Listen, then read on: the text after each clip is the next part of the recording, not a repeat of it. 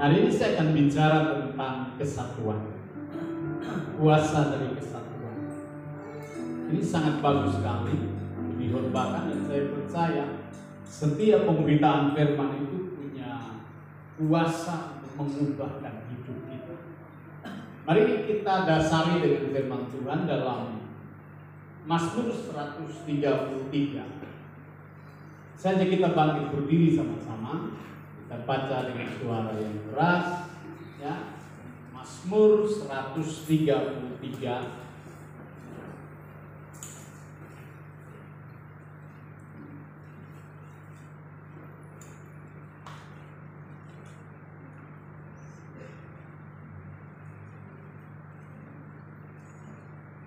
Kita bacanya dengan judul Mazmur, ya. Ada lagunya, Pak?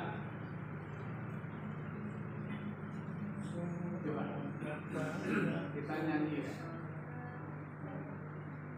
Jadi Mazmur itu kan pujian dan seringkali dibacakan itu dengan bersyair atau bermazmur. Ya. Sungguh alangkah baiknya, sungguh alangkah indahnya bila saudara semua hidup rukun bersama. Sekali lagi, sungguh alangkah baiknya, sungguh alangkah indahnya bila saudara semua hidup rukun bersama. Seperti minyak di kepala harum yang tercampur dan jumlahnya turun, seperti embun yang dari Hermon menarik ke bukit Sion. Seperti salah Allah memberikan agar berkat-berkatnya tercurah, memberikan anugerah hidup selama-lamanya, seperti embun yang harum yang tercampur dan jumlahnya turun, seperti embun yang dari Hermon menarik ke bukit Sion. Sesaat kesana Allah memberikan agar berkat-berkatnya tercurah, memberikan anugerah hidup selama-lamanya, hidup selama-lamanya, hidup selama-lamanya. Sekali lagi, hidup selama-lamanya. Tepuk tangannya buat Tuhan Yesus yang duduk kembali. Jadi ada sesuatu yang memang perlu pembaruan cara berpikir kita dari hari ke hari. Seringkali karena orang berpikir dengan cara yang biasa-biasa saja, sehingga untuk mau maju dan berkembang itu susah. Oh, dari dulu firman harus dibaca duduk gitu, duduk manis satu-satu. Dan sekarang udah modern, ya. Cara berpikir kita juga bisa harus diubah. Memang ada banyak ayat dalam Alkitab itu diubah menjadi lagu-lagu rohani dan syair-syair yang sangat mudah dihafal, ya. Karena saking mudah dan gampang untuk dihafal dan dinyanyikan, maknanya seringkali menjadi kurang menarik, ya. Ketika hamba Tuhan mau berbicara tentang sebuah kebenaran yang seringkali sudah kita nyanyikan dalam sebuah pujian, maka orang berpikir bahwa firman Tuhan sudah saya tahu, saya sudah maklumi, saya sudah mengerti, sehingga nilainya menjadi menurun begitu. Saudara pikir, sudah saya menghafalnya, saya sudah praktekannya dalam hidup sehari-hari. Nah, saya berdoa supaya saudara tidak punya pemikiran seperti itu. Firman Tuhan itu selalu baru setiap hari. Amin. Rahmatnya, berkatnya, anugerahnya senantiasa dicurahkan bagi setiap kita. Amin. diberkati oleh Tuhan. Kalau saudara berpikir baik-baik, ada banyak sekali jutaan buku-buku rohani yang terinspirasi dari ayat-ayat Alkitab. Dalam perjalanan panjang seorang gembala muda belia yang dari tanah Israel memiliki pengalaman yang sangat-sangat fenomenal dengan Tuhannya. Nah, seringkali Daud menggambarkan Tuhan sebagai kota benteng, tempat perteduhan yang abadi.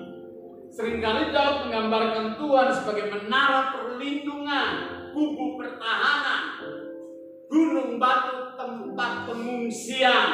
Ya. Seringkali Daud juga menggambarkan Tuhan sebagai gembala yang baik, yang menuntun dia ke air yang tenang dan rumput yang hijau.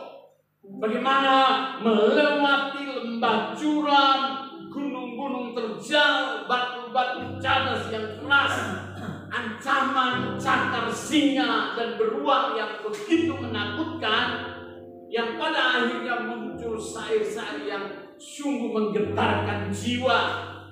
Sehingga dia kadang-kadang berkata begini, walaupun dalam lembah bayang-bayang maut, aku tidak takut bahaya, sebab gadamu dan tongkatmu itulah yang menghibur. Seringkali banyak sair-sair pujian itu menggetarkan jiwa kita. Berulang kali kita nyanyikan di gereja-gereja, karena lagu-lagu itu sangat indah dan menawan. Kemarin saya dengar sebuah kesaksiannya. Saya suka buka YouTube, saya lihat bagaimana kesaksian orang yang diubahkan oleh Tuhan.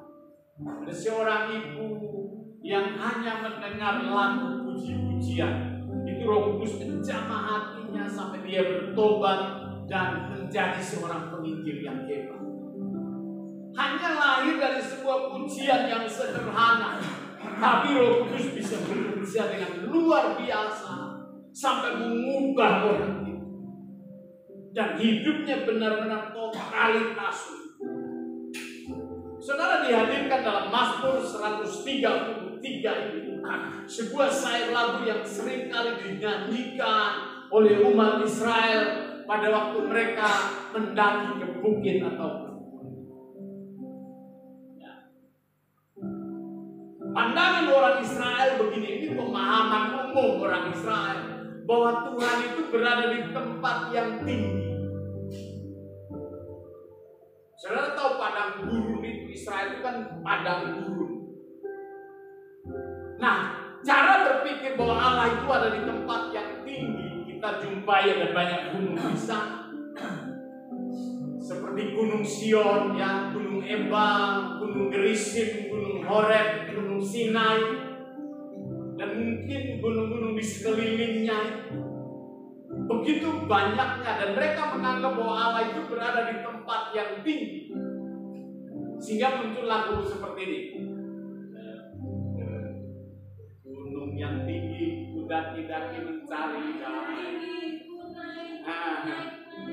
Mencari damai. Ke lembah curam, turun mencari damai. Namun akhirnya damai adanya pada kecuali hanya di dalam Yesus Tuhan. Itu sebuah sair-sair lagu yang sungguh menarik. Dan saudara tahu bahwa setiap kali Tuhan berfirman, hampir semua di atas gunung. Ya, di Gunung Sinai Tuhan memberikan 10. Di Samaria orang berdoa di Gunung Gerisim. Nah, Israel orang sering naik ke Bukit Sion, bernyanyi, berdoa dan mencari Tuhan. Nah, Mazmur 133 ini adalah sebuah perjalanan panjang seorang Daud, bagaimana dia belajar mencari Tuhan dengan sungguh. Ini sebuah pengalaman hidup dengan Tuhan, bagaimana seorang anak manusia yang bernama Daud. Jadi ini adalah nafas tilas perjalanan seorang Daud yang mengingat peristiwa-peristiwa masa lalu, bagaimana para nabi mencari Tuhan di atas bukit-bukit, di atas gunung-gunung.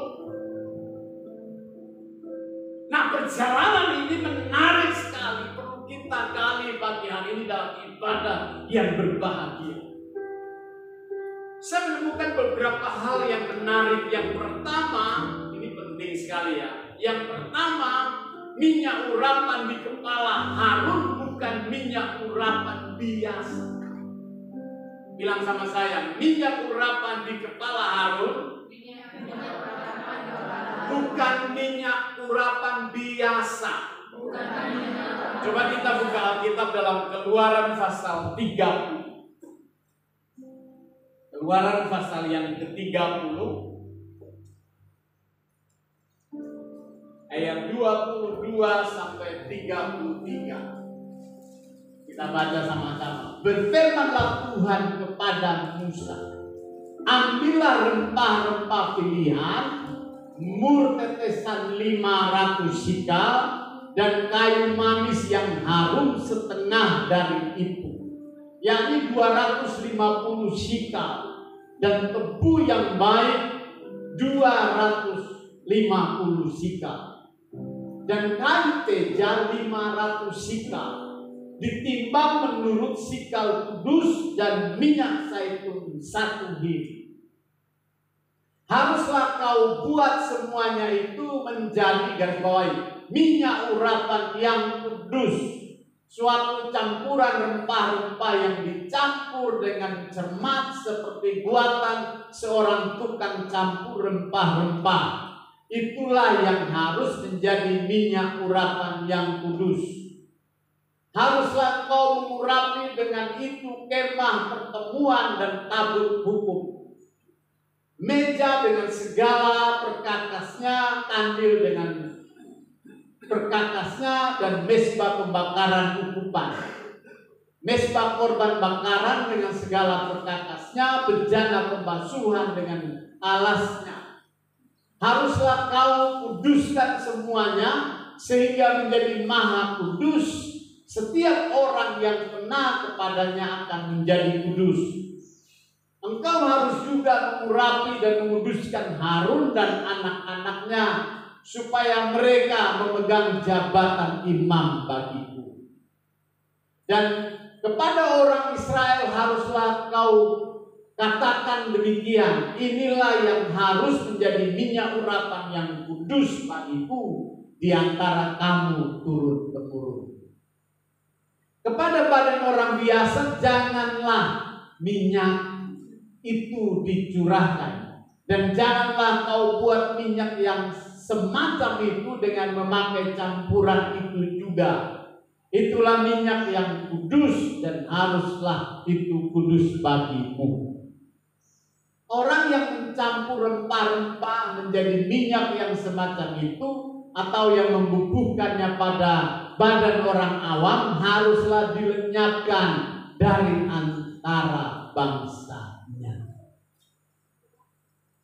Wow, ini ketika baca kebenaran ini adalah keputusan turun-temurun yang harus diikuti oleh bangsa Israel bahkan sampai hari ini.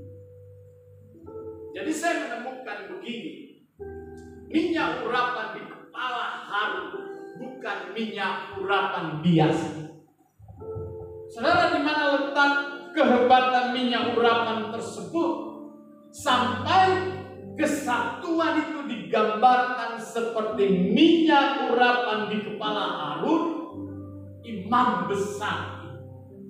Sekali lagi saya mau katakan, di mana letak kehebatan minyak urapan tersebut yang akhirnya disejajarkan atau digambarkan seperti kesatuan? Minyak urapan itu sehebat apakah kualitasnya, sehebat apakah fungsinya, sampai digambarkan seperti sebuah kesatuan yang luar biasa. Saya menemukan beberapa alasan. Yang pertama dari bacaan kita tadi, campurannya yang luar biasa. Saudara perhatikan, dalam hal ini tidak semua minyak urapan itu minyak urapan. Seringkali orang sudah dari Israel bawa minyak urapan, lalu itu menganggap bahwa minyak itu sangat kudus. Di dunia modern ini, orang tahu bahwa minyak itu begitu berharganya, sehingga bisa campurannya di sana dibuat oleh orang-orang yang bukan imam, sehingga bisa diperjualbelikan. Sehingga kita berpikir bahwa itu minyak dari Israel, berarti nilainya sangat bagus. Padahal dari bacaan ini sangat jelas sekali, tidak semua minyak urapan itu minyak urapan. Saudara perhatikan rempah-rempah yang digunakan dalam proses terjadinya minyak urapan tersebut. Tadi kita baca ada kayu teja, kayu manis, ada mur, ditambahkan dengan rempah-rempah pilihan. Harus ditakar dengan takaran yang kudus, ukurannya harus tepat. Kalau meleset sedikit saja, berarti tidak seperti yang Tuhan kehendaki. Bukan lagi minyak urapan. Ya. Jadi campurannya itu harus pas. Nanti ada hubungannya dengan apa yang nanti kita kerjakan di gereja ini. Kehebatannya apa lagi? Harus diramu oleh seorang ahli. Kalau bukan diramu oleh seorang yang bukan ahli, atau bukan diramu oleh seorang yang bukan ahli di bidangnya, itu akan tidak disebut minyak urapan. Dia disebut minyak urapan ketika diramu oleh seorang ahli. Ya.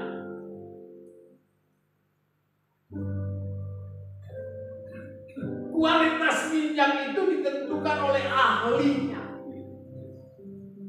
Takarannya harus pas, diramu oleh seorang ahli minyak urapan. Saudara, apa hubungannya dengan gereja Tuhan di akhir zaman?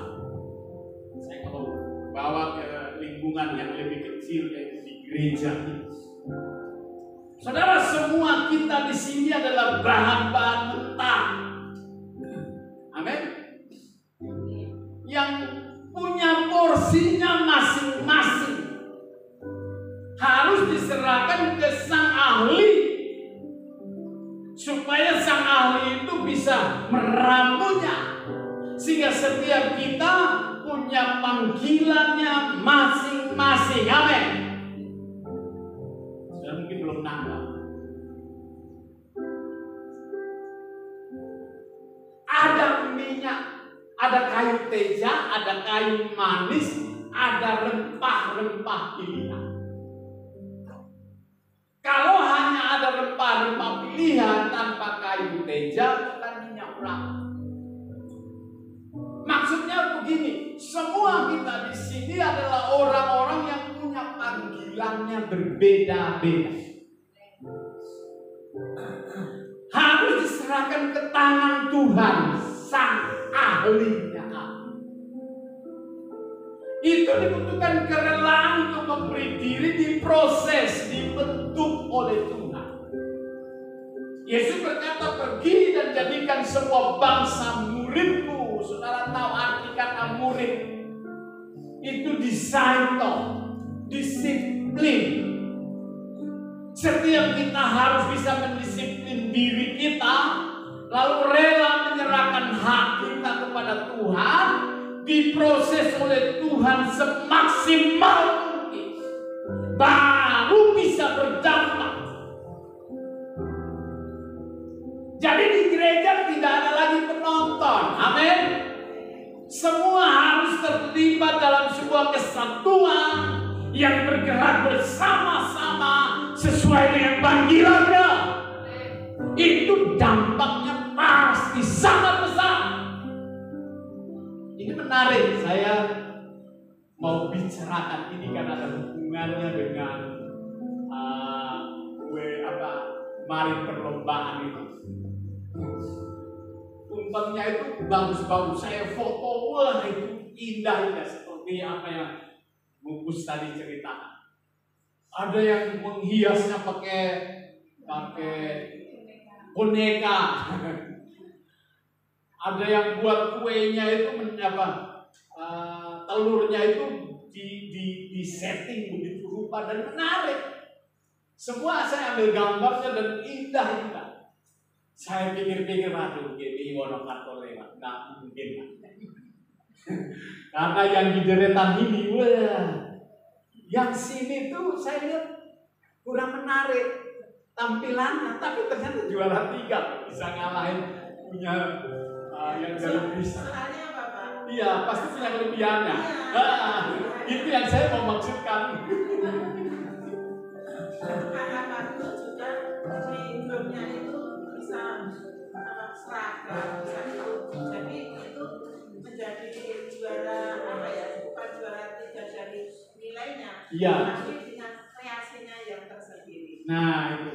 Jadi kalau saya yang juri, pasti yang menang dari sini dan gereja kita pasti lewat.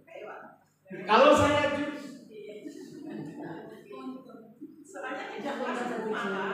nah karena bukan panggilan saya jadi juri, itu maksudnya. Panggilan saya itu hanya untuk makan. Makanya kemarin semua saya potong, saya makan terlalu banyak. Karena memang capek ya seharian udah. Dulu anak-anak bantu-bantu ya. Terima kasih, kita beri tepuk tangan dulu buat anak-anak ya. Seperti Mas Itong, Om Ruben, siapa, Fani. Saudara datang ke gereja, duduk manis di situ. Karena ada ahlinya yang mengatur. Kalau tidak ada ahlinya pasti berantakan. Amin. Jadi harus diserahkan ke ahli. Tuhan yang ahli meramu itu. Ya. Nah, dibutuhkan kerelaan untuk memberi diri kita untuk didesain oleh Tuhan sesuai dengan rencananya. Nah, makanya hak orang lain tidak boleh bisa diambil, tidak boleh bisa dirampas. Semua harus sesuai dengan porsinya masing-masing, takarannya masing-masing, panggilannya masing-masing. Dan saya bersyukur gereja ini orang-orangnya luar biasa. Tepuk tangan. Memang semua begitu. Suruh khotbah, mantap. Saya sama istri Mbak Erna itu latihnya 4 tahun. Dilatih berkhotbah sama ahlinya. Itu pun masih gemetaran begini. Tidak langsung jadi seperti ini. Terjun di lapangan, diproses berulang-ulang. Lalu baru bisa. Nah, jadi seperti yang Tuhan kehendaki.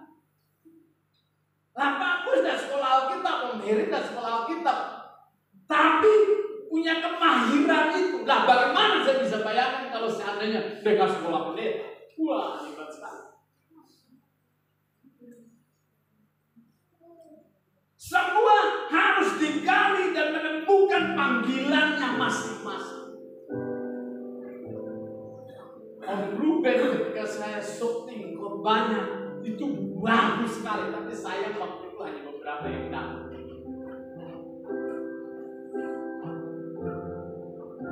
Itu tanpa sekolah Alkitab. Dulu Pak Karno ini lomba juara khotbah masih muda. Kalau sekarang dia udah tua, berdirinya agak sedikit capek kalau saya melihat di depan. Tapi kadang-kadang harus menahan. Karena dia kita tepuk tangan dulu, umurnya sudah 72 ya. Dulu itu Karesidenan ya, tentara itu ya. Karesidenan Surakarta. Beliau bilang, Pak Billy, saya mau berkhotbah di sana. Saya ditunjuk mewakili Wonogiri. Wah, Udah saya coba buat catatan kecil-kecil. Di Bapak kan bisa meramunya. Udah dari pendeta sejak muda. Nah ini bertemu dengan para pemimpin yang hadir semua itu kan bukan pendeta. Mereka tidak tahu bahwa ada pendeta. Juara satu loh. Jadi gerejanya kecil tapi semua juara semua. Luar biasa. Juara masak, juara khotbah, juara bangun gedung, juara menghiri itu kalau mesin-mesin besar itu di tangan dia itu langsung jadi. Maaf kalau masalah listrik udah beres. Kita yang lain ada yang jago masak sih, semua jago masak. Tapi kalau saudara masaknya bagus, kalau nggak ada yang bisa makan, dia bisa bayar. Harus ada yang jago makan.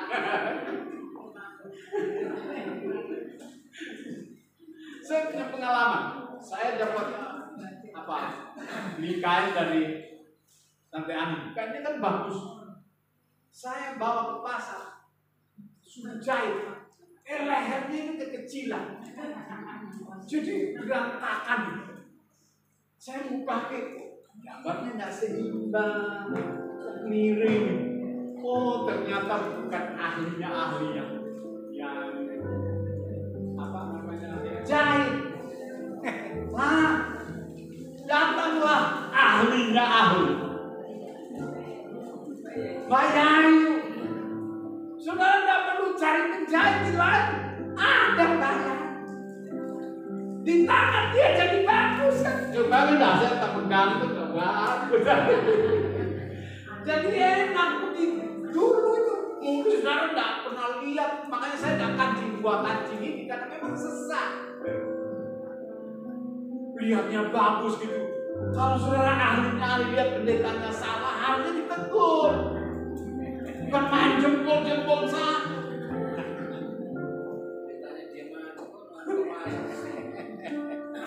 Saudara itu cerminnya saya, amin. Saya lihat pernah ada pertemuan pendeta di sini. Ada pendeta yang jasa ini begini loh. Istrinya ada tegur loh. Sampai coba bayangin begitu.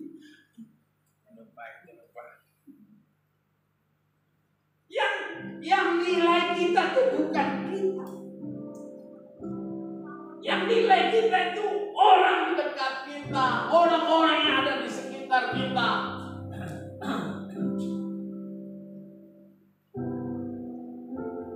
Jadi bapak ibu tuh, terlebih suami istri itu cerminnya. Saudara tidak mungkin bawa cermin kemana-mana, masa di pasar cerminan. Dan kayak Pak Jokowi rambutnya kirim begini, dibisikin sama istrinya. Kan ada asistennya. Rambutnya ada begini. Pak Jokowi kan orangnya kan apa adanya, dia langsung bilang, tadi saya dibisikin suruh rambutnya begini. Suruh dibisikin malah diumumkan. Jadi candaan, tapi menarik kan, memang apa adanya begitu.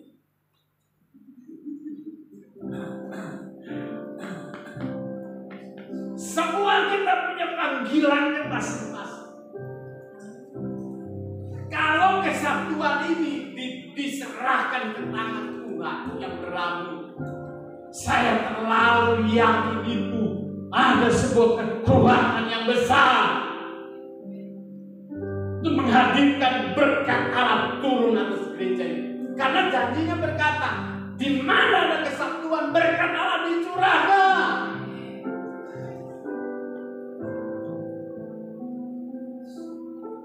Saya terlalu yakin kalau semua memiliki kerelaan hati menyerahkan dirinya ke tangan Tuhan, lalu siap diramu, pasti hasilnya mentereng punya.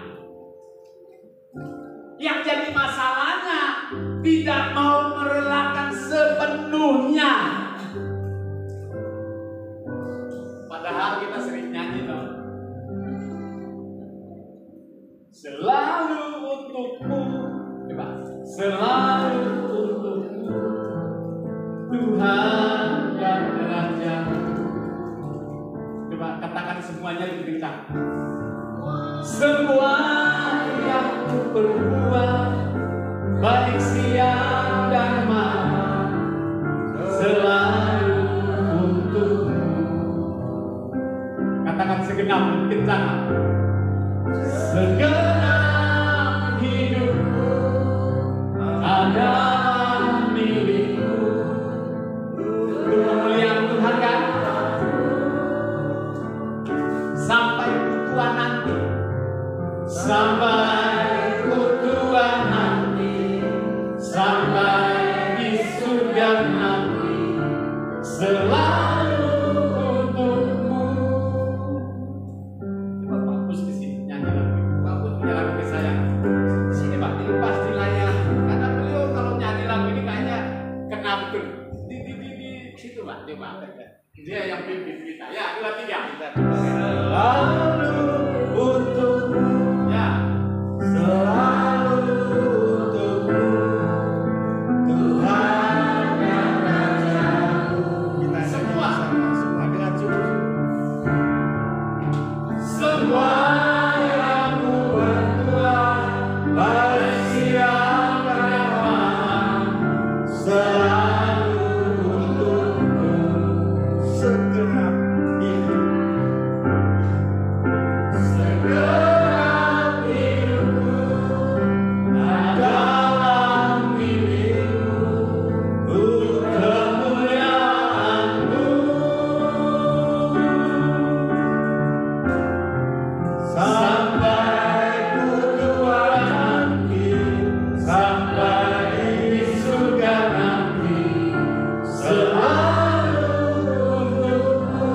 Sampai ku tua nanti. Ya. Sampai ku tua nanti, sampai di surga nanti, selalu untukmu. Tepuk tangan yang meriah buat Tuhan.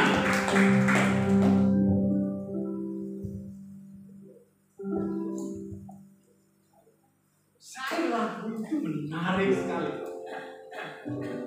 Selalu untukmu, semua yang berbuat baik siang dan malam. Jadi melayani Tuhan itu bukan hanya di gereja. Dimanapun saudara berada, harus bisa menyukakan. Semua yang kita lakukan itu harus bisa menyenangkan Tuhan. Itu ibadah kita. Itu penyembahan hidup kita. Totalitas hidup kita.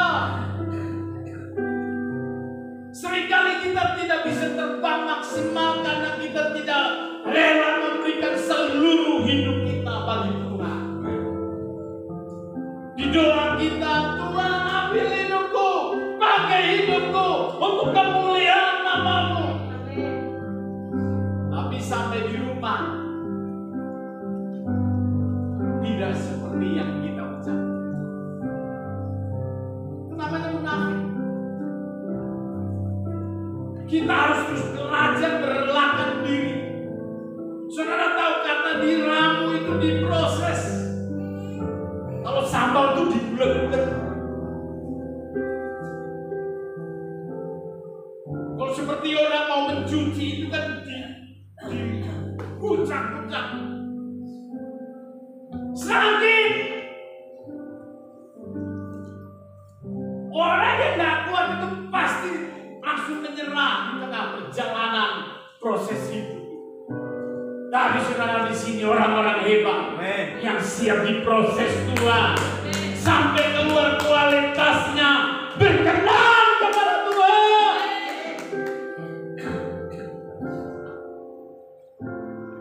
Harus. Kalau dulu berdoa saya total untuk Tuhan.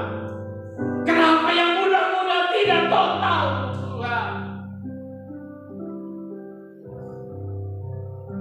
Kita masih hitung-hitungan dengan Tuhan.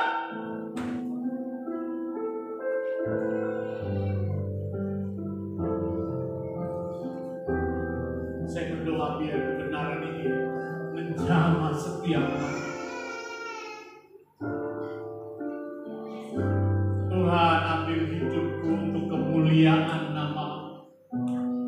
Seringkali saya sama istri berseru di dalam doa kami, Tuhan, bangunkan jemaatmu setiap pagi untuk berdoa, membaca firman Tuhan, menghidupi kebenaran setiap hari.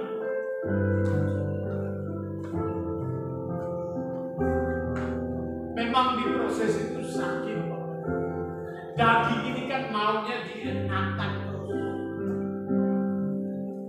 Ada orang-orang yang sudah dicubit dia tidak sakit lagi, karena dia sudah jadi manusia ilahi, manusia rohani yang maksimal untuk Tuhan.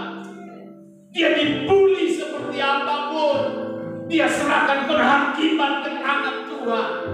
Dia tidak membalas karena dia punya kapasitas untuk bisa membalas.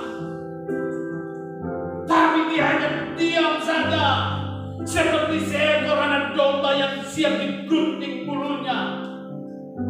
Dia meneladani Kristus yang menjadi junjungan hidup, sehingga bisa raih lagu sehebat ini.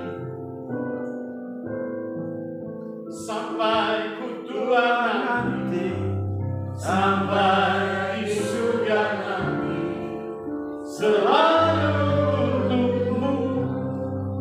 Wah, dahsyat. Kita semua di sini mau belajar menyukakan Allah.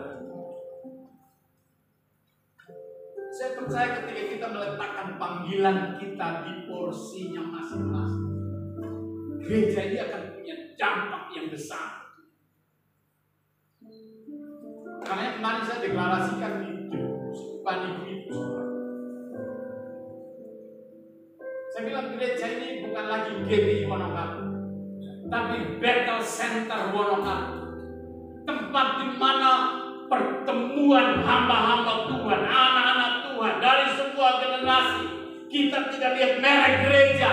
Kalau dia percaya kepada Kristus, gereja ini terbuka untuk siapapun. Yang penting untuk kemuliaan nama Tuhan. Saya juga disuruh, bisi-bisi, tidak apa-apa.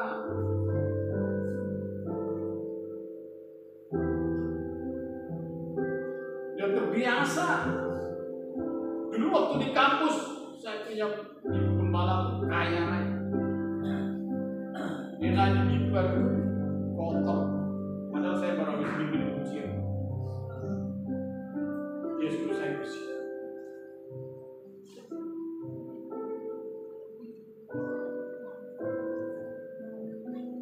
Waktu kehilangan di gereja, ada orang punya tabungan itu hilang semua. Kami semua disidang, dimarah-marahin sampai majelis.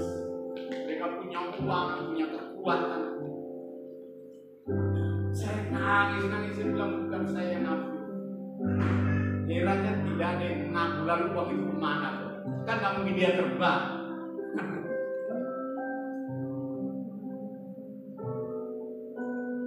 Dimarah-marahin, habis dimarah-marahin bukannya dibawain di restoran makan yang indah, makan super mie. Sekalian makan super mie.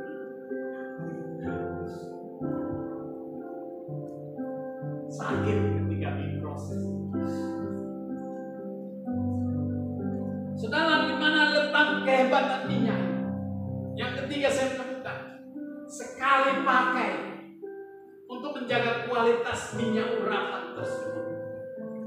Sekali pakai, jadi tidak berulang-ulang. Dia buatnya secukupnya, lalu kalau mau pakai lagi, buat lagi dengan ukuran yang sama.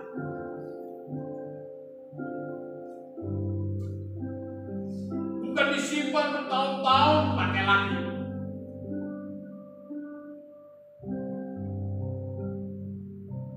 Sekali biar menjaga kualitas minyak urapan.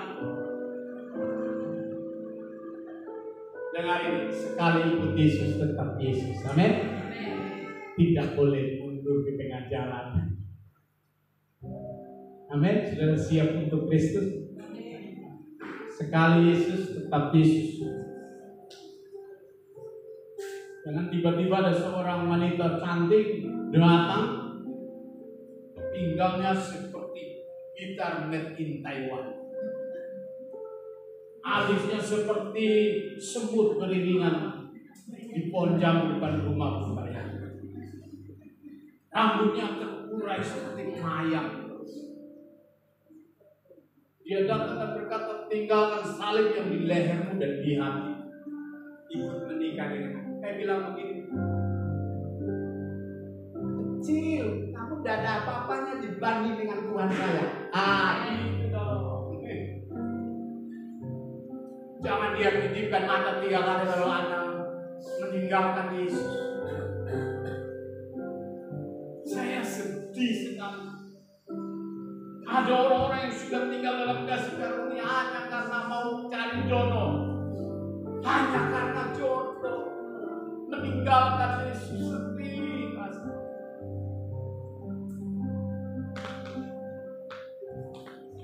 Saya lebih sedih daripada mendapatkan uang yang banyak lalu hilang. Ini lebih berharga nyawa. Saudara tahu harga nyawa kita semahal harga darah Yesus. Terlalu mahal.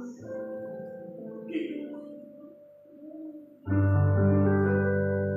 Terlalu besar kasih-Mu Bapa, pengorbanan yang Kau berikan bagi. Terlalu mahal, katakan. Terlalu mahal darah-Mu Yesus, tercurah untuk menebus hidup.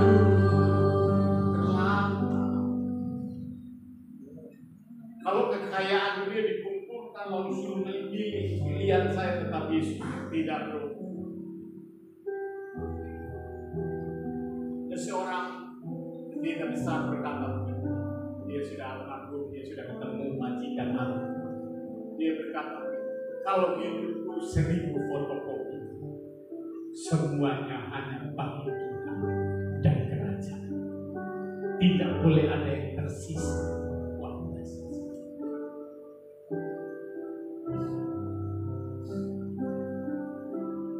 Jadi sekali dipakai Tuhan tak boleh mundur.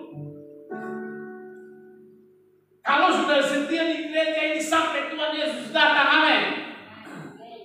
Namanya kecil. Maksud Tuhan firman di sini keras.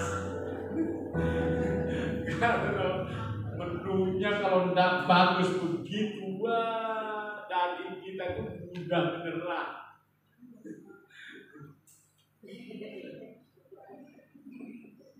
Saya bangga loh melakukan Bapak Ibu. Benar.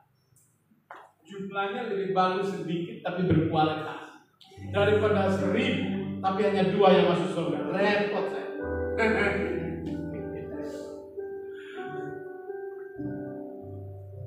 Luar biasa Tuhan kita, ya. Saya menemukan hal yang menarik. Tuhan sedang berbicara tentang gerejanya yang terdiri dari berbagai keunikan dan kekhasan. Masing-masing kita menjadi rempah-rempah pilihan Tuhan yang siap diramu oleh tangan Tuhan melalui para pemimpin di gereja ini. Siap diramu, dibentuk. Saudara mau diramu, amin? Saya tuh mikir gini ya. Dulu idenya Om Yo ini lah daripada dipajang di sana, ini di bagus. Saya lihat menarik. Tapi kan sudah 5 tahun ya Om Yo. Oh di sini tidak ada ide-nya. Pikirkan ini. Ini tempat pertemuan seluruh kota anak-anak Tuhan. Saudara nyaman seperti ini. Saya lihat ini nih, kan kurang bagus ini modelnya. Coba.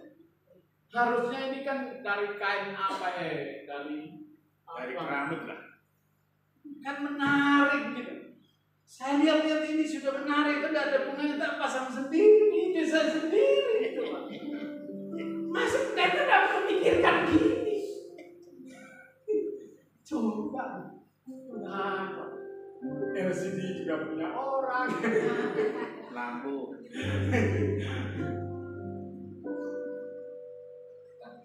Saya yakin kita bisa. Amin. Amin. Hanya memang saya tahu saudara sibuk, terus Tuhan ngerti itu betul. Aduh, ada orang-orang yang kepala jadi kaki jadi kepala. Saya ngerti itu. Tapi percayalah pasti Tuhan sedia. Saya berdoa Tuhan kasih kisi-kisi sedikit di hati nurani. Kalau Tuhan sudah giling-giling, orang timur bilang udah giling-giling dia tidak bisa tenang. Seperti Om Heri itu dapat berkat, Tuhan giling-giling hatinya langsung naik.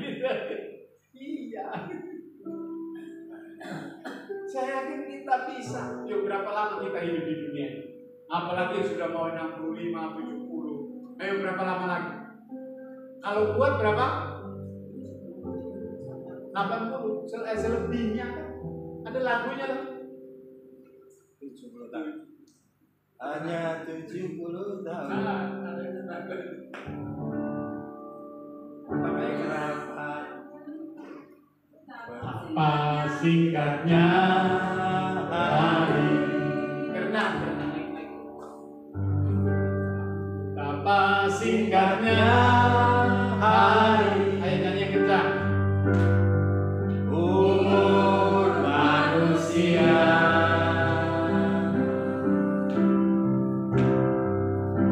bagai rembusan bulan, sekejap kan lenyap. Hanya 70 tahun. Yang kencang, ini nih yang kencang kan? Hanya 70 tahun. Demikian firman-Mu. Dalam dekat waktu semua berlalu dengan buru-buru, dengan cepat. Katakan sesungguhnya. Sesungguhnya dari debu kembali menjadi debu.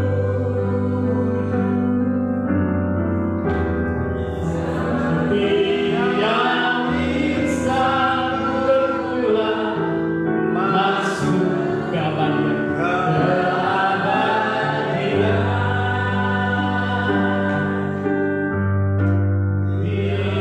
Biarkan seorang tahu saat akhir kehidupan. Tuhan ajarku menghidup sisa masa hidupku.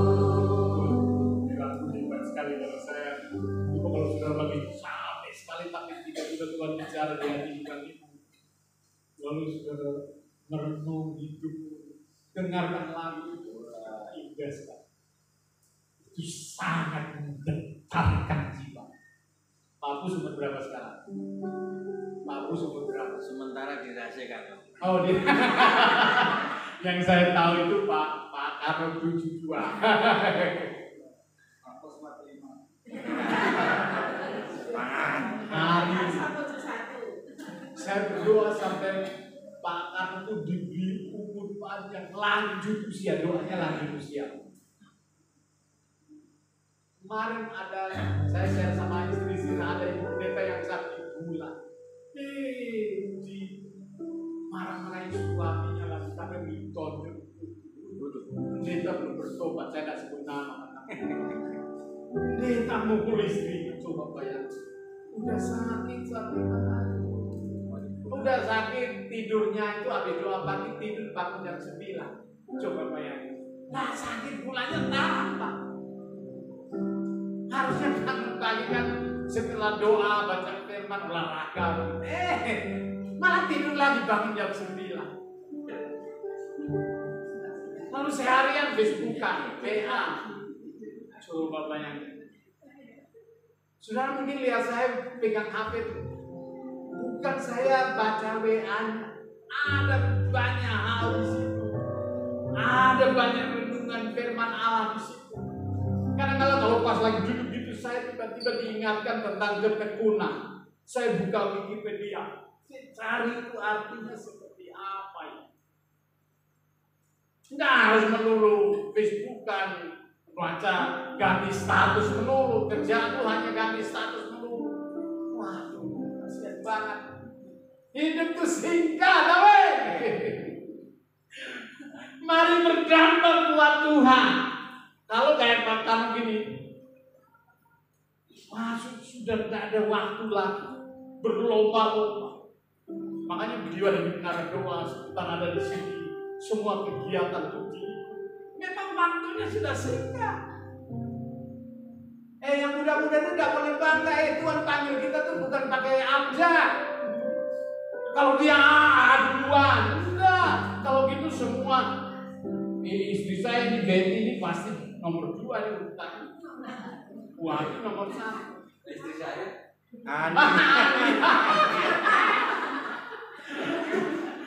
nanti bapak-bapak yang namanya Sen, dia cari istri namanya Sen. Bukan juga sesuai dengan jumlah umur. Kalau yang umur 80 dipanggil 2, 70 lalu 60, enggak. Kemarin ada anak masih kecil, kecelakaan meninggal, kebakaran di Jakarta, satu keluarga meninggal. Anak-anak lagi di Jogja nih naik motor, geng motor lewat langsung dibantu mati. Kita nggak tahu. Yang muda-muda nih jangan merasa gigi saya ngomong masih tua. Jangan salah. Kalau Tuhan Allah bilang kembali, Om Ruben kembali udah protes. Tapi jangan sekarang ngomong. Pas Didi tuh gagal sekali tuh. Kayak Mbak Intan tuh kalau bikin ujian itu, wah bagus sekali. Total tuh Tuhan asli benar.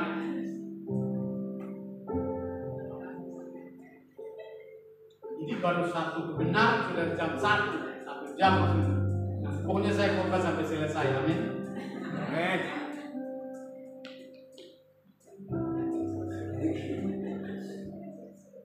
Banyak orang nggak mau masuk dalam proses, padahal proses itu membuat kita jadi dewasa, amin. Tuhan sedang berbicara tentang gerejanya yang terdiri dari banyak keunikan. Masing-masing kita itu rempah-rempah pilihan. Saudara orang pilihan. Yesus mati bagi setiap pribadi. Kalau dia mati bagi Bu Adi, Om Heri, bagi Bu Marianti, bagi setiap kita itu berarti kita spesial di matanya. Harga kita itu sangat mahal, semahal darah Kristus. Luar biasa. Nah kalau dia sudah beli kita total tuntas, kalau Anda memberi bukan semuanya, segalanya, beli separuh dulu. Nanti kalau sudah umur 60 baru separuhnya lagi. Tak begitu loh. Harus sepenuhnya. Makanya di sini diramu, diproses sakit. Jangan ketika diproses nanti kuat lalu mundur. Sekali pikul salib sampai meletakkan salib di bawah. Amin ya. Iya. Jangan iri Tuhan hanya di Bethlehem, di sana rumah roti. Ada perayaan, ada kemeriahan.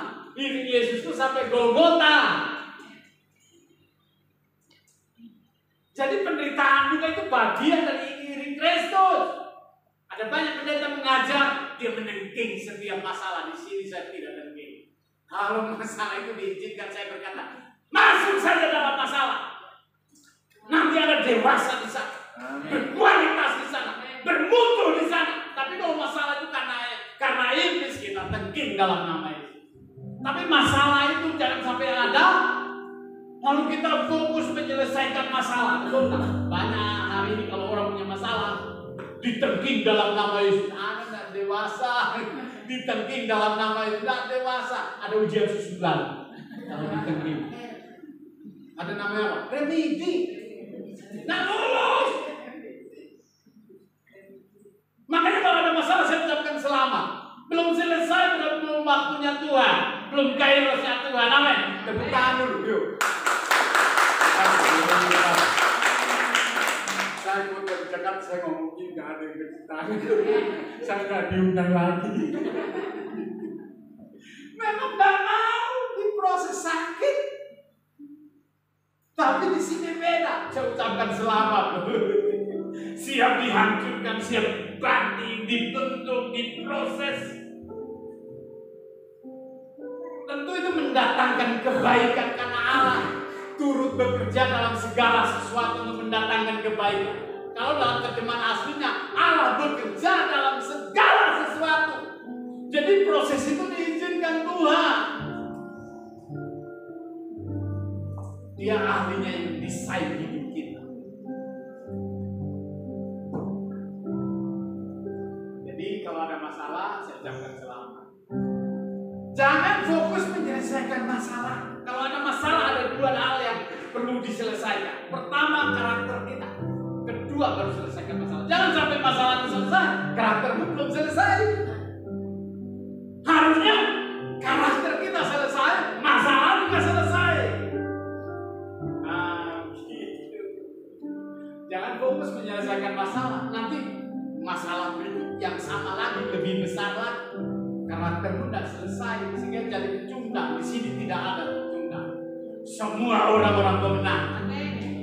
Karena sudah teruji.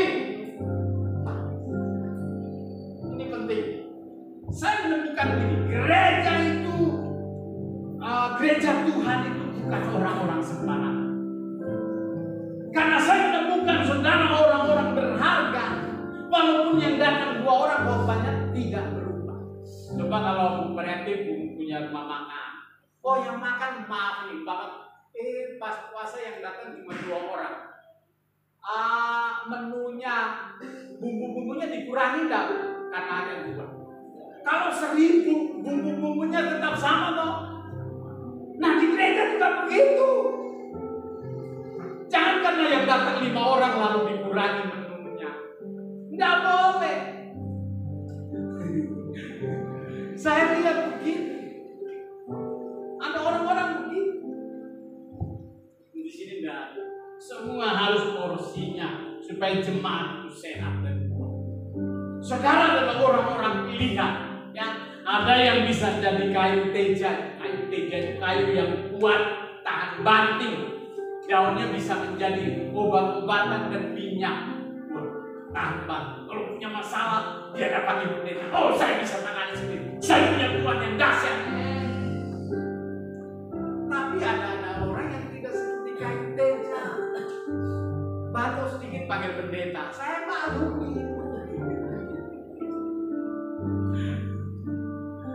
Kita punya Tuhan yang sama, amin. Kuasanya Tuhan itu sama.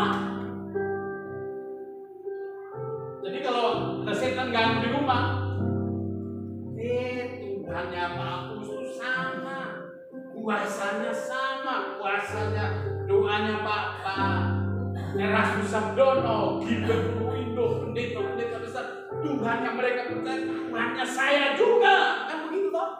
Hadapi setan. Jangan ada lari. Tuhan dah pilih kasih. Semua kita punya kuasa, otoritas. Tapi kalau bukan panggilannya di situ, masih cium sedikit ya boleh panggil mama. Nanti lama-lama dilatih, lama-lama. Dulu Pak Budi itu, saya waktu mau bakar dia punya jimat bukan diikat pinggang. Dia sampai ketakutan, jangan bakar. Nanti Pak Philip bisa terjadi apa-apa. Bisa saja terjadi ledakan di rumahnya. Kunci masih buat kepala ikan pinggang. Tak bakar sampai hari ini malah setannya udah dari buka. Saya bawa ke Tirtomoyo. Sampai di pintu gerbang begitu. Bajunya hampir warna-warna yang dilarang itu. Langsung dia buka baju, dia hormat-hormat minta maaf sama Nyai Rorogi. Waduh, kalau sudah begini, Pak Budi sudah kalah, tidak boleh. Saudara tahu, pulang sampai di rumah jam 2, nyawanya itu mau diambil. Sampai buta-buta matanya itu, kejelahan itu tidak bisa berkencing. Saya dipanggil jam 2 malam. Nah itu, udah mau masuk perang di sana, kamu hormat-hormat sama Nyai, tak tengking dalam nama Yesus. Kembali, ini milik tua. Seketika sembuh. Dia langsung makan, langsung bisa tidur. Saya pulang. Iya. Tapi kalau saudara punya iman lawan, Tuhan pasti kasih kemampuan. Ya, ada orang-orang yang lembut. Kalau yang agak keras-keras itu, yang mukanya agak galak kayak saya ini, kasih kolektor. Jadi kalau di daerah saya di timur tuh, yang kasih kolektor tuh, yang antar kolektor tuh agak-agak hitam, belum keriting kok. Bulannya, kalau nggak ngasih dia berdiri terus di situ. Dia berdiri terus. Ada yang tambah galak lagi kasihnya ke 5.000. Dia lihat dia orang kaya, dia nggak pergi. Kita terus. Iya, saya lihat sendiri waktu di kampung saya. Begini terus. Sampai malu. Dia cabut uangnya 105.000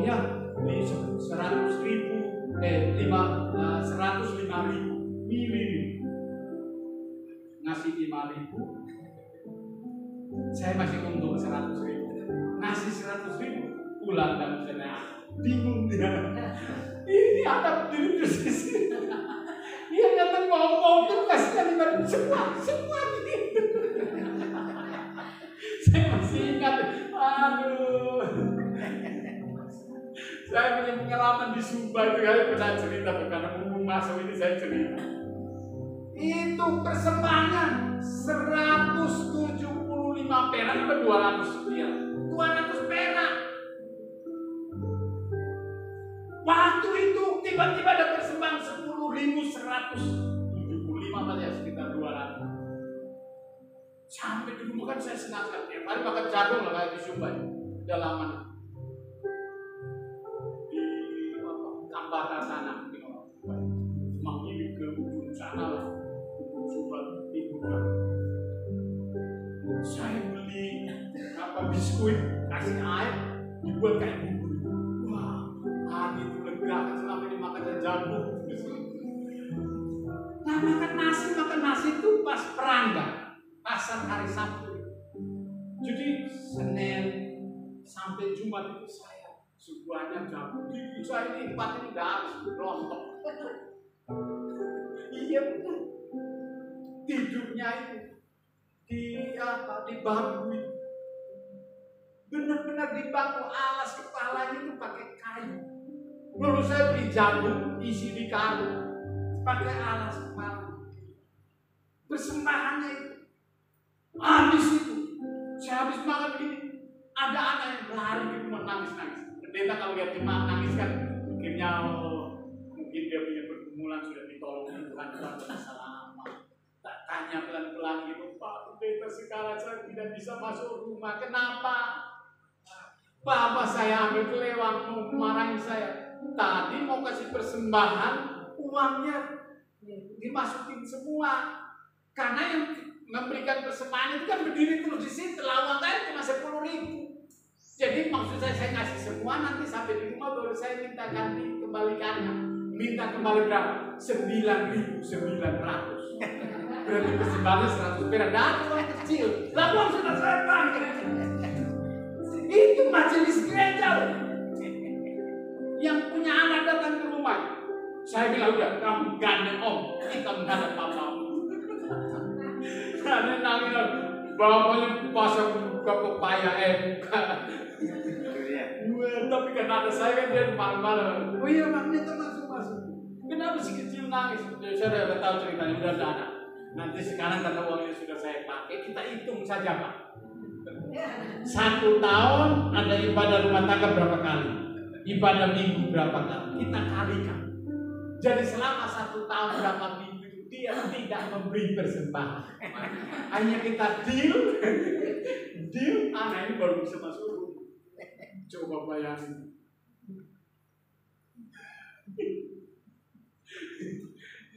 Di sini semuanya lembut-lembut, nggak ada yang akan galak cari gaji kolektor. Kalau mukanya senyum kayak Tante Ani, Tante Erna gitu, varian itu seluruh penerima tamu. Kalau galak-galak biasanya ada jalan lagi.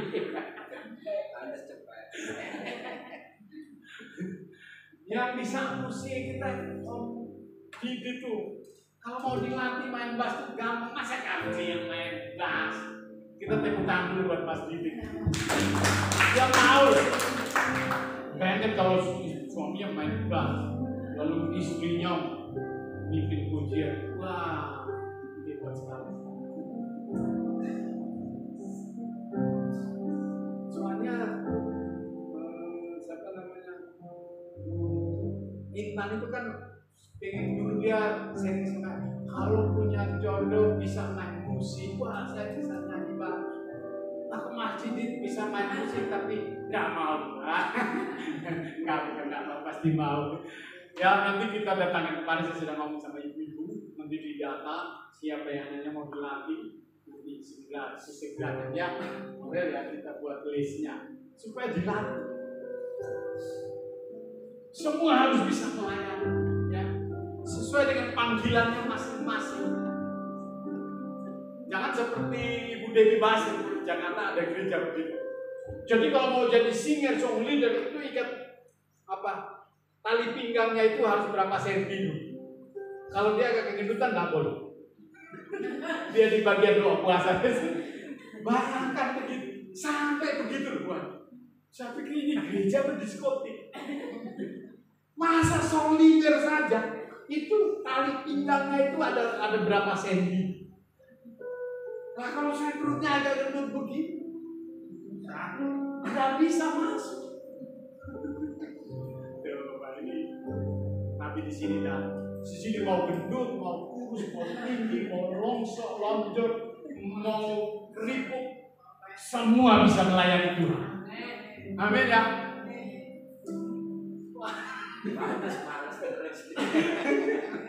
Semua harus bisa melayani. Jangan sampai Pak Karno yang naik ke sini lalu dia bikin pujian, udah malu.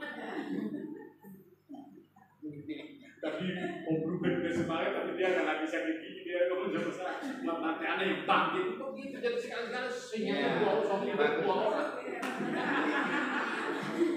Bagus. Memang harus saling mengingatkan.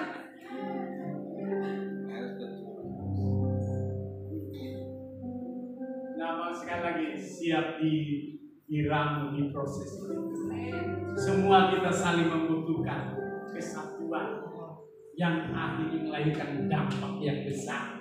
Ketika semua takarannya sesuai dengan apa yang Tuhan kehendaki, berada di tangan Tuhan, berada di tangan pemimpin yang tepat, maka saya percaya terjadi mujizat, terjadi kekuatan, terjadi aliran kehidupan, terjadi ledakan rohani, terjadi tuaian jiwa, terjadi terobosan, terjadi lawatan, kemenangan, kesatuan, melahirkan kemuliaan Tuhan di gereja kita. Itu yang terjadi.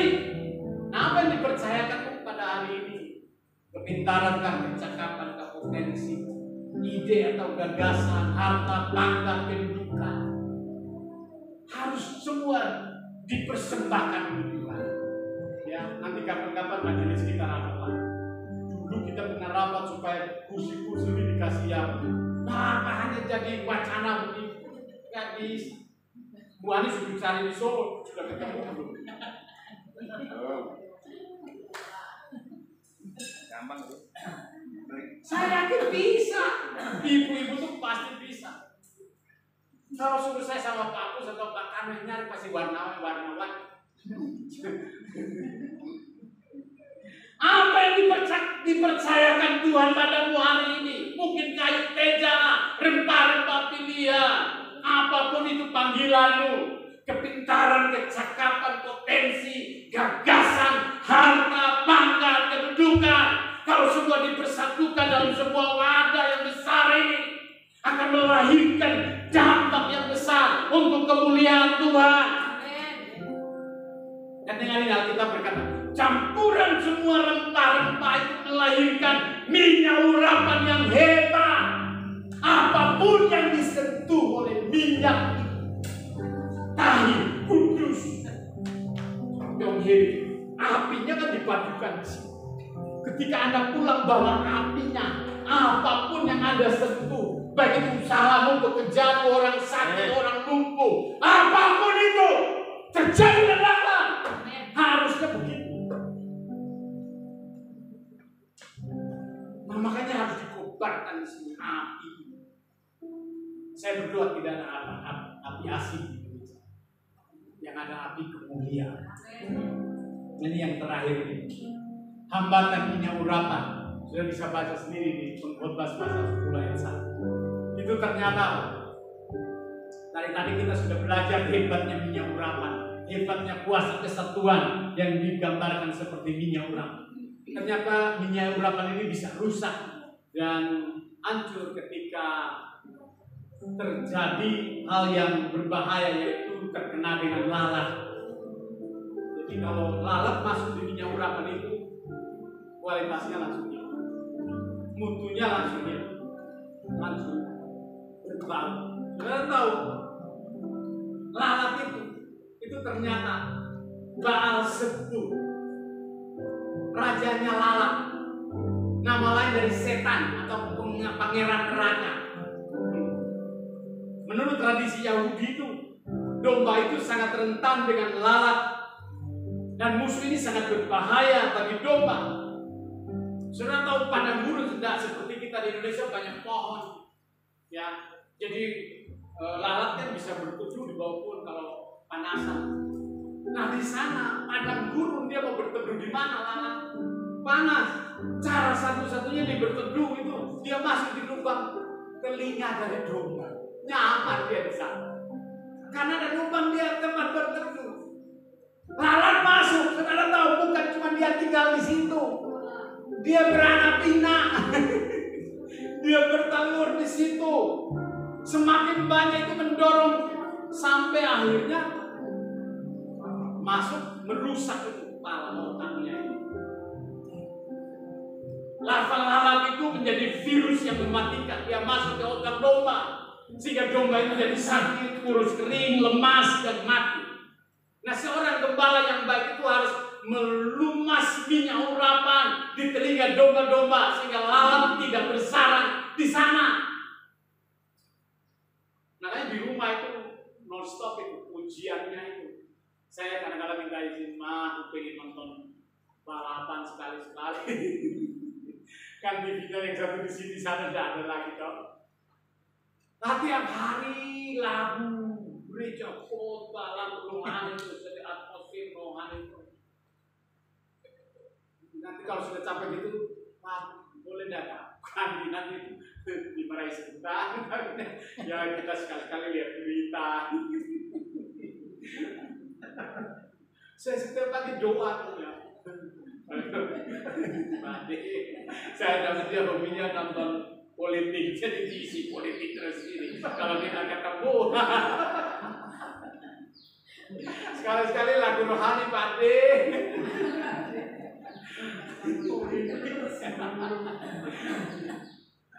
Iya, jadi saya juga berdoa. Jadi telinga kita ini bisa menerima asupan dari mana. Oh, saudara lihat berita itu semua menakutkan. Perang Ukraina, ayo.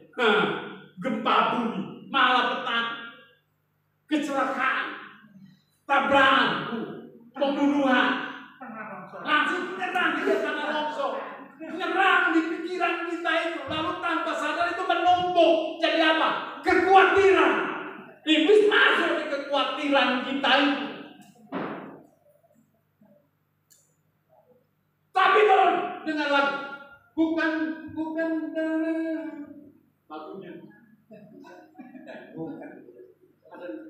Nah, tinggi di awan bukan terbang, tinggi di awan bersamamu dalam kemenangan. Kalau lagunya begitu, ku tidak takut sebab kau beserta, ku tidak bimbang sebab engkau aku, engkau menentukan. Kalau lagunya begitu, khawatir mau masuk, nggak berani, nggak ada celahnya. Halo, mau masuk dari mana? Semua pintu terkunci dengan kebenaran. Setan nggak masuk, setan orang doyan. Gitu kan.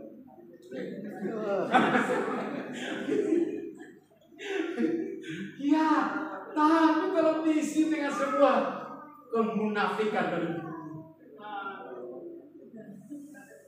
lihat masakan enak-enak, kok di rumah kok istri saya masaknya nggak seperti ini, lalu mulai lirik istri orang lain yang masak. Nah, ini bahaya. Di sini tidak ada ya. Iya, di sini orang-orang hebat dan luar biasa ya. Ini waktunya jadi panjang. Nah, satu lagi kebenaran. Seperti embun gunung Hermon mengalir di bukit-bukit Sion. Saudara, ini mustahil. Bagaimana bisa embun itu ngalir ke bukit Sion itu jaraknya 4 jam kalau dihitung dari gunung Hermon ke bukit Sion itu jauh, kira-kira perjalanan sini Semarang. Lalu ngalir dari bukit Hermon itu tidak mungkin, secara akal kita tidak bisa. Tapi yang kita berkata bisa loh. Saudara tahu Hermon itu kan kecil, bisa hilang kapanpun. Barang yang kecil ini, tapi kalau dipadukan, itu akan jadi kekuatan besar. Semua kita seperti embun itu, tidak dipandang, tidak bernilai seperti di Jogja itu ya kan, namanya apa? Minor. Tidak ada nilainya, kecil. Tapi mereka bisa memberi makan 12 kota. Kalau kecil tapi dipadukan itu kekuatannya besar. Halo, bisa ngalir ke bukit Sion. Dia jadi berkat bagi banyak orang. Mengelilingi kota ini dan menjadi berkat bagi kota ini, bagi bangsa ini. Harus dimulai dari gereja itu. Itulah kuasa kesatuan. Ketika kita bersatu, kita akan memberikan kontribusi sekecil apapun itu, akan berdampak besar bagi pekerjaan Tuhan. Ada loncatan iman yang luar biasa dalam studimu, dalam usahamu, dalam karirmu, dalam pergaulanmu, dalam pekerjaanmu, dalam misi penginjilan yang tidak biasa, yang tidak bisa jadi bisa, yang tidak mungkin jadi mungkin. Anda berjalan dari kemuliaan kepada kemuliaan, sebab kita percaya bagi Tuhan tidak ada hintara.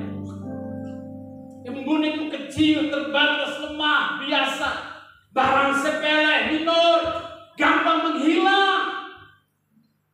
Tetapi ketika yang kecil itu bersatu dalam sebuah kekuatan, itulah kuasa bersatu. Dia akan melahirkan multiplikasi. Sebab ini bagi saya itu Allah itu unlimited, bukan limit. Tanpa batas Allah kita. Harusnya roh yang dalam kita juga tidak bisa dibatasi.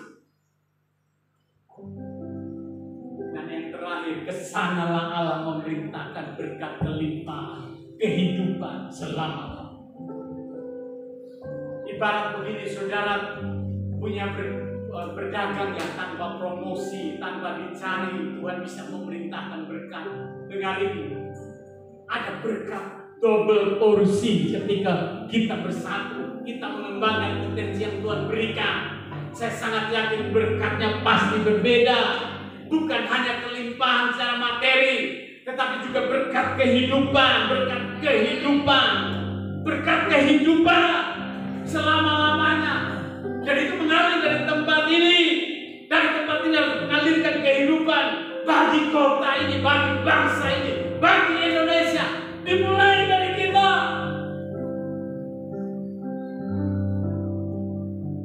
Nah, hindari keretakan kecil yang kadang-kala tidak kasat mata, tapi bisa menghambat aliran kehidupan. Jadi kita di sini sudah sepakat ya, untuk mau bersatu, amin. Sepakat kita bersatu, amin. Harmonis, seia sekata, searah setujuan, seiring sejalan, sepakat. Sepakat itu berbeda tapi bersatu. Ya, seperti itu terus piano.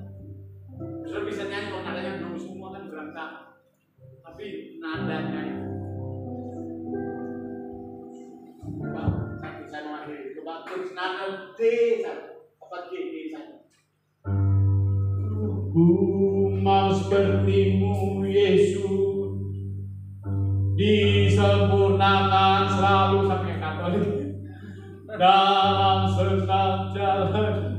Mau dia suaranya kayak bidadari turun dari singgasana, tetap tidak enak di telinga. Tapi kalau dia dibuatin,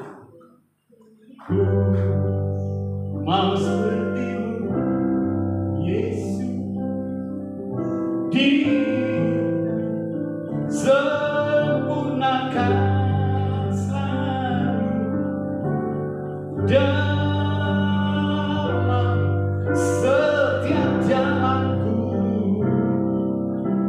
memuliakan nama-Mu.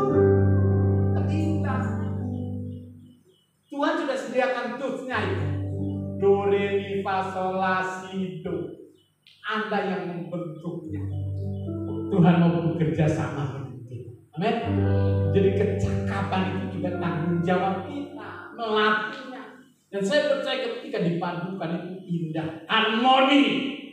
Tuhan berkata, aku senang ada di gereja ini, karena di sini aku menemukan hatimu.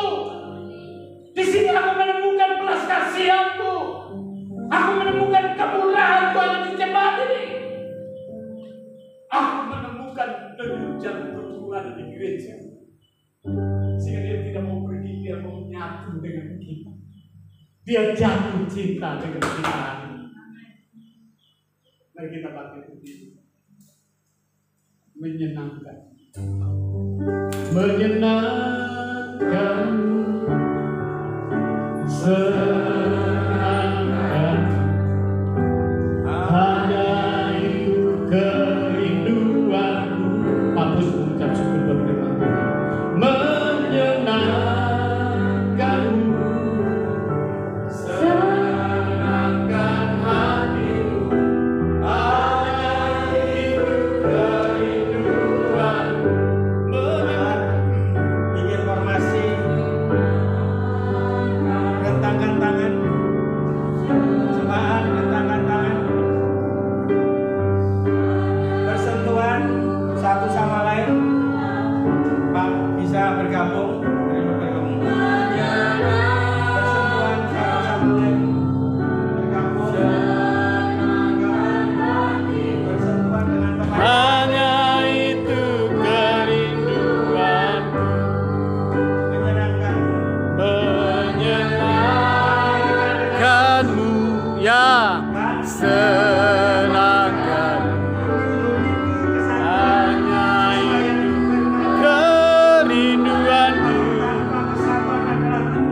Menyenangkanmu, senangkan hatimu. Hanya itu kerinduanku. Menyenangkanmu, senangkan, ya hanya itu kerinduanku. Menyenangkanmu, senangkan hatimu. Hanya itu kerinduanku.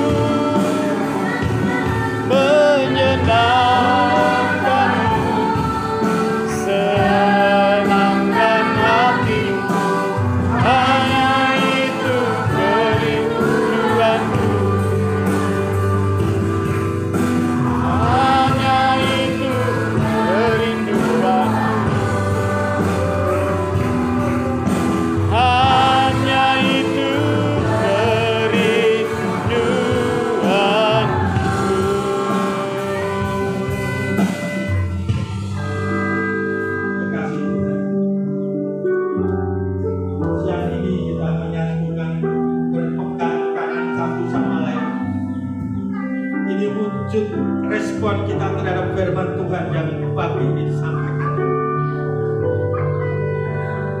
Tidak ada perbedaan satu sama lain. Boleh berbeda pandangan, tapi satu ikatan kasih Kristus ada di dalam hidup. Dialah sang penjunan yang membentuk kita dari debu,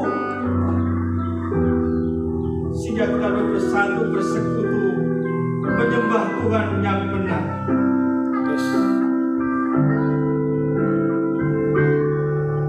Biarlah rahmat Allah menyatukan kita semua. Ya, terima kasih. Ambil bagian dalam persekutuan ini.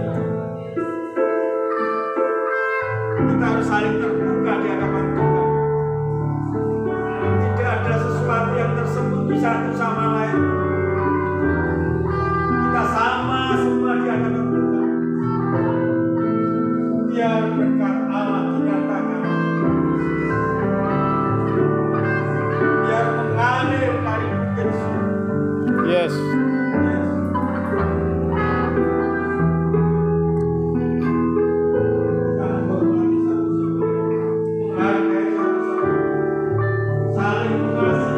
Ya, berkati gereja ini Tuhan, berkati kami.